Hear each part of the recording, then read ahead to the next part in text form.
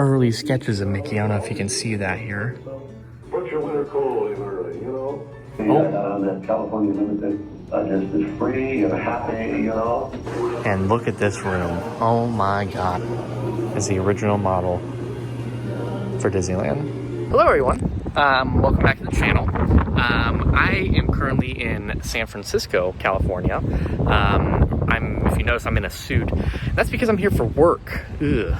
I had some time and I'm gonna go check it out. I don't have much time in here, but I'm gonna show you as much as I can. So yeah, we are at the Walt Disney Family Museum. Let's go inside and check it out.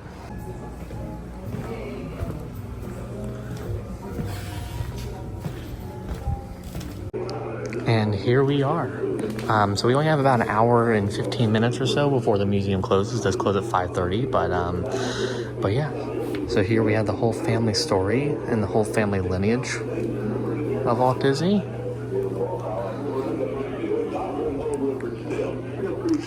And here it talks about his life in Marceline and his early influences in Marceline. His Aunt Margaret, how she helped him out get started.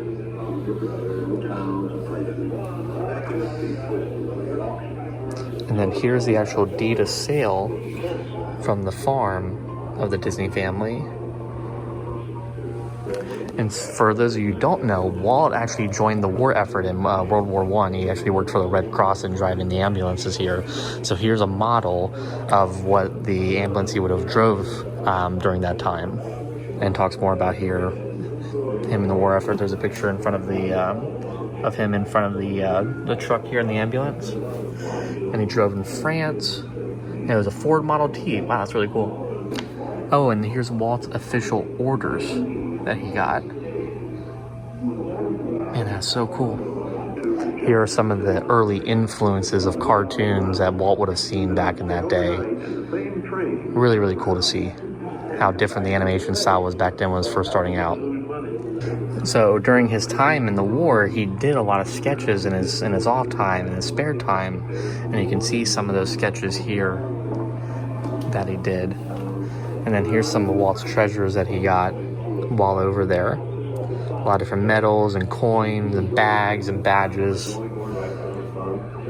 Really, really cool to see. Some of this stuff is definitely over 100 years old. It's incredible.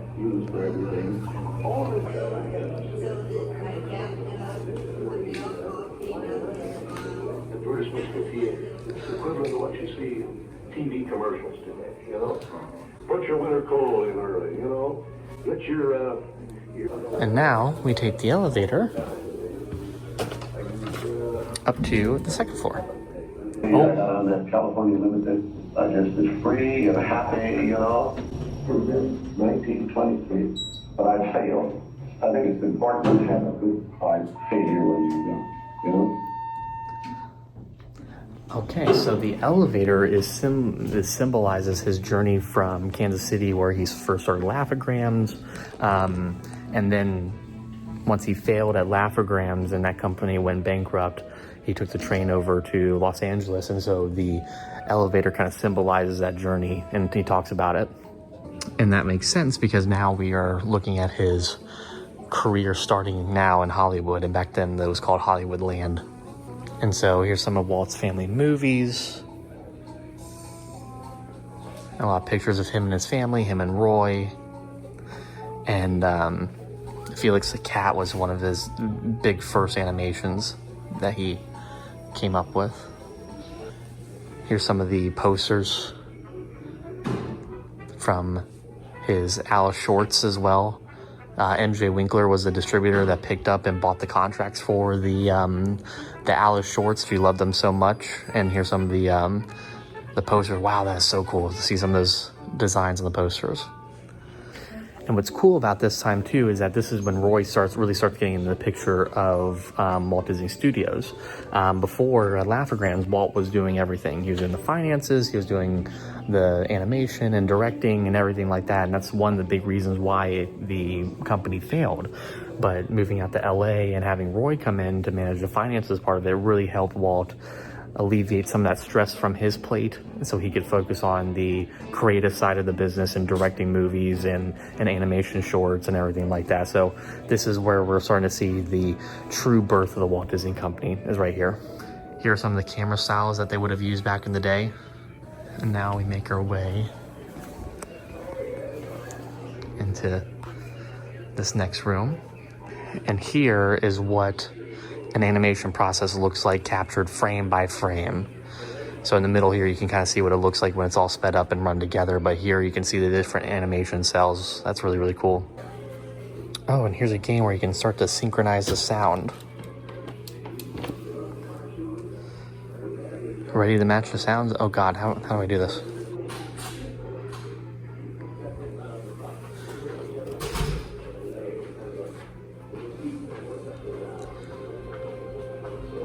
Oh, there's different things you hit. Okay, so you hit this.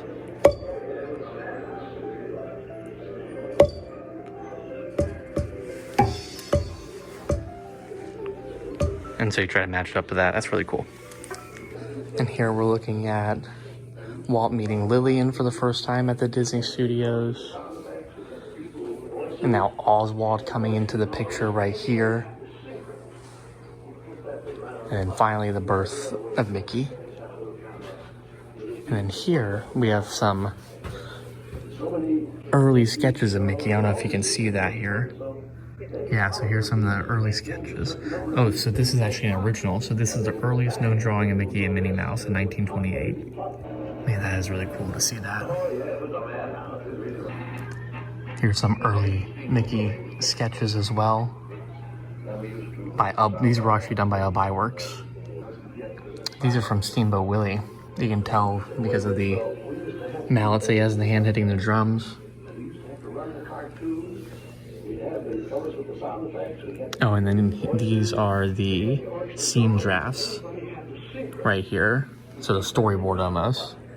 And then here we have all the Mickey Mouse memorabilia right in here. That's so cool.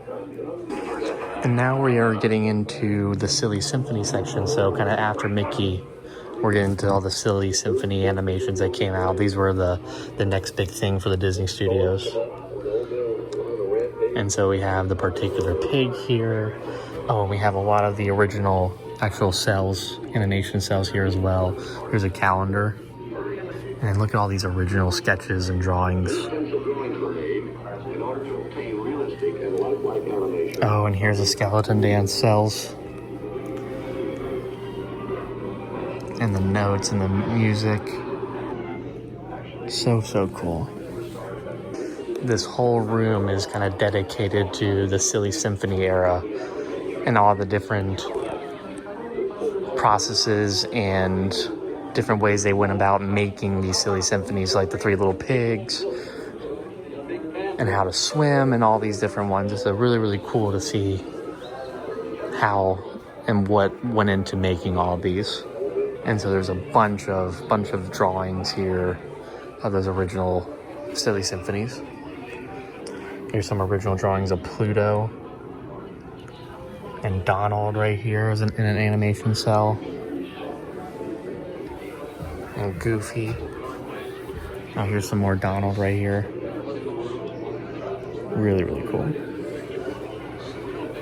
Here are some of the original Walt Disney comics that came out there too. I didn't know they did comic books. But here's a bunch of Walt Disney comics that came out as well with the different characters from the Fab Five. Really, really cool. Here's a telegram from Walt to Roy. And now we are getting to Walt's next biggest idea, which was, can we create a feature-length animation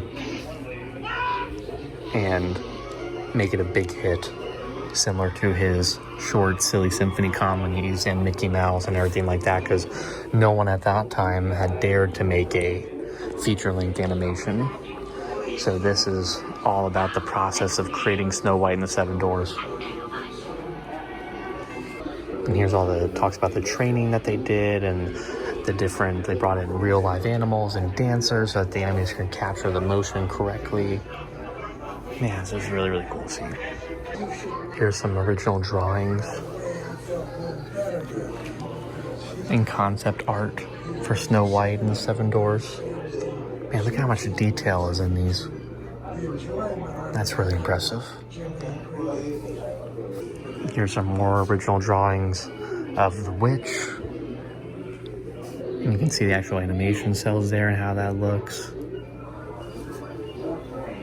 Here's the evil queen.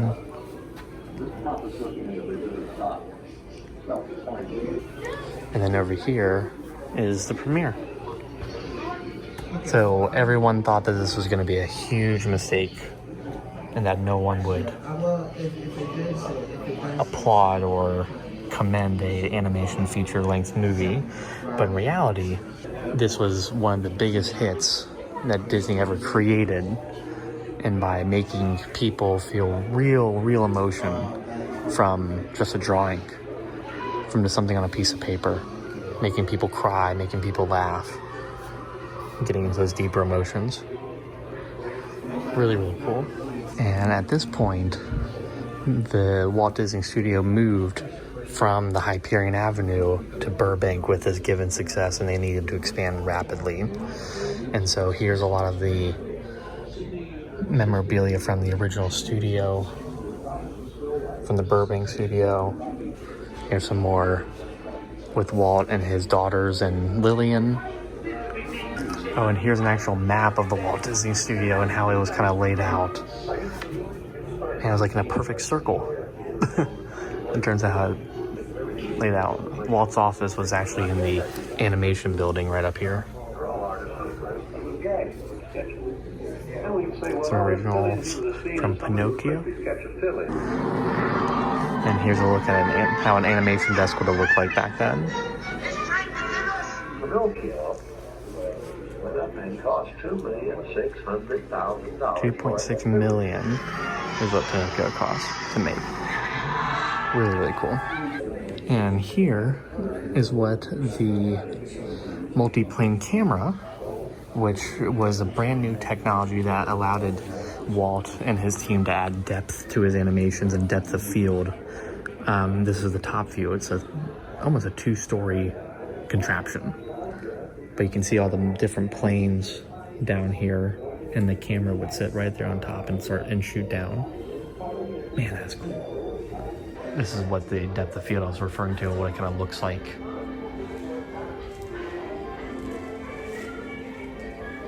And now we get to a very turbulent time in the Walt Disney Company, is when the strike occurred. So the animators and a lot of the talent in Hollywood went on strike during this period, I think in the 1930s and 1940s, for pay rights and everything like that, and Disney was definitely affected by this. So you can see some of the signs and some of the articles and magazines that came out during that time.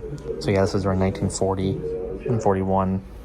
But Walt has quoted that this being one of the most difficult times in his life, dealing with this strike. And things were never really the same after that with the Walt Disney Studio. Here's some more flyers.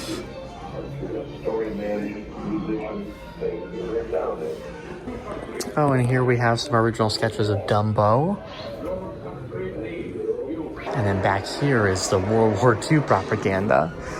So the U.S. government tapped Walt Disney Studios to start producing a lot of government and war propaganda for World War II.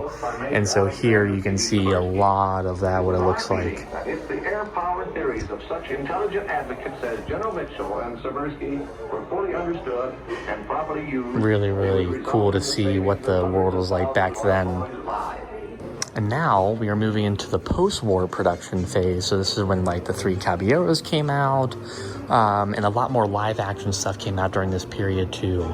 Walt always had a feeling that, any kind of movie after the kind of like original Pinocchio and Cinderella, or Snow White and Pinocchio and Dumbo, all those original films, he was never quite close to the productions as he was back then on those films.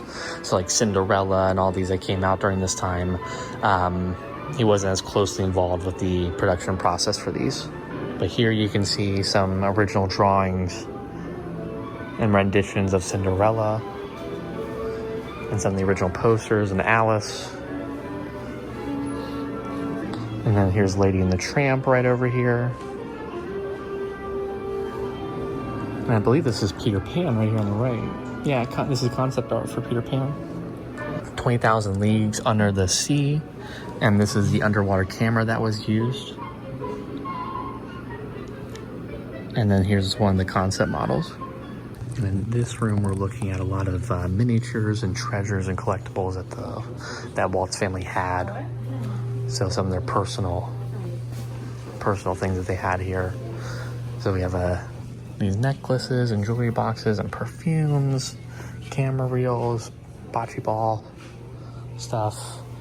And over here we have like a lot of miniature kind of coins and tea sets and army knives and little mini pistols and guns. And then over here we have Walt's famous Chilean beans and his Jello. Oh, and look at this right out here. Beautiful view of the Golden Gate Bridge right over here. And we are now moving into the last kind of part of the tour. And we're looking at the 40s and 50s. And look at this room. Oh my God. This reminds me a lot of the Harry Potter Museum in London in terms of like the final exhibit. And I can already see the map of Disneyland, or the model of Disneyland.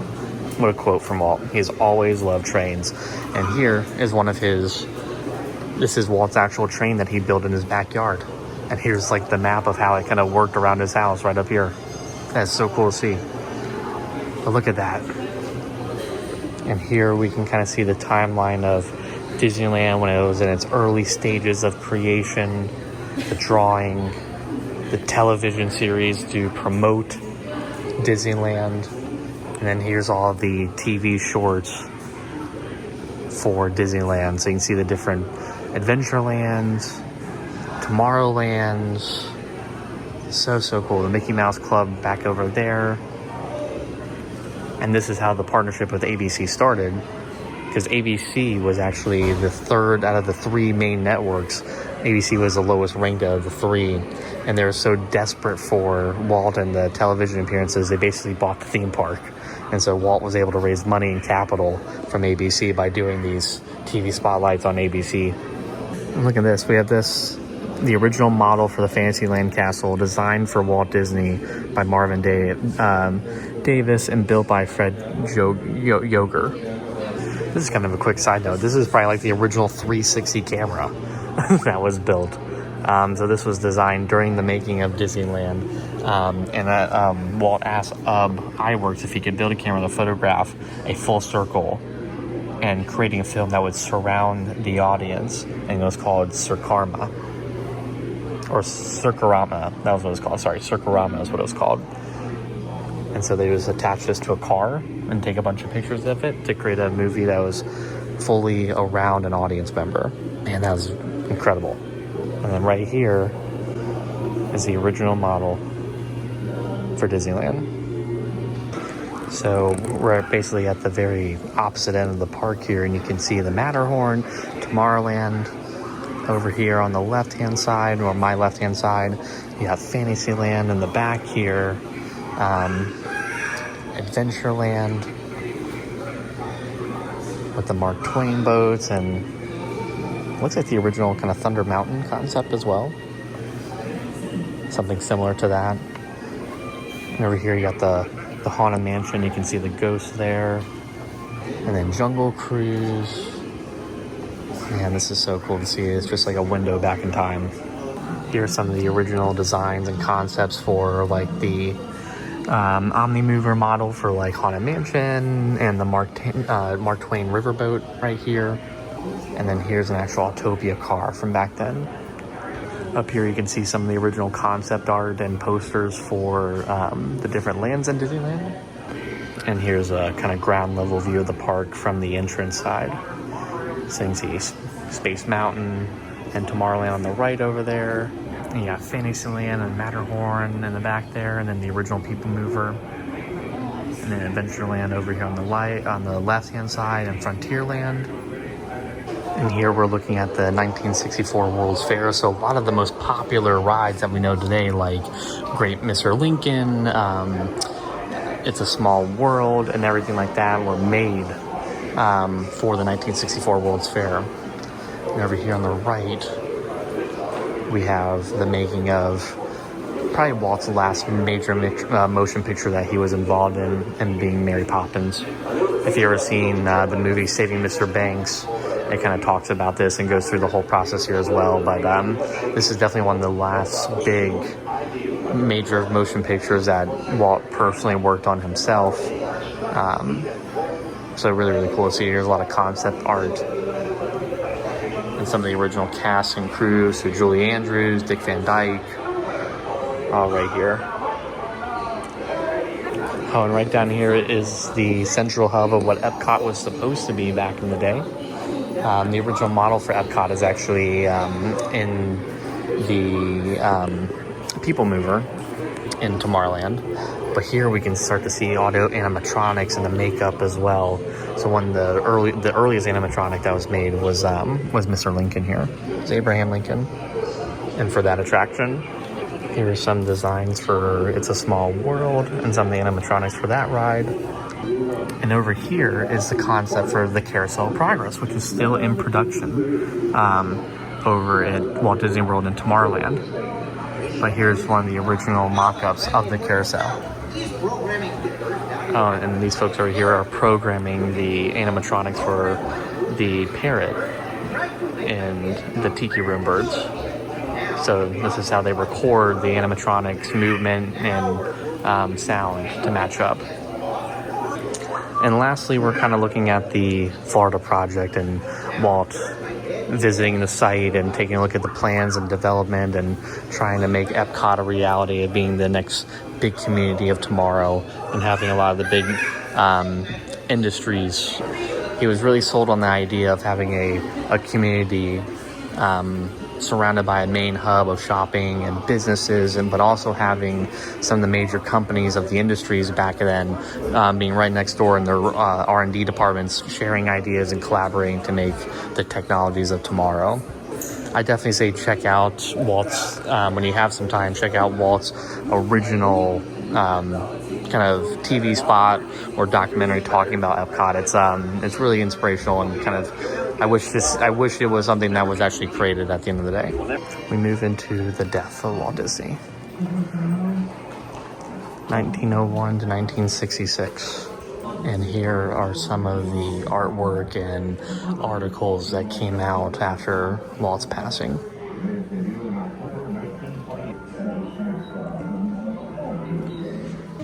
And lastly, just like almost all Disney rides, here we are in the gift shop. And actually here's a ground level view of the multi-plane camera and how it kind of worked. And so we were up there earlier, and now you can kind of see all the different cell layers and what went on each level. So this would be the far background and then different elements. And with that, we're gonna call it a day. As you can see, it got a little bit darker outside. Thank you guys so much for coming along with me. I wish I had more time to spend in there, but a little bit time constraint, but it's really cool to see a lot of his original family collection, some of the original Disneyland stuff, and a lot of the original Disney animations. It was really, really cool to see that stuff in person. If you're in the San Francisco area, definitely come and check it out. Please like, comment, subscribe, let us know what you want to see next. Yeah, thank you guys again for all the support. Be kind to yourself and stay loco.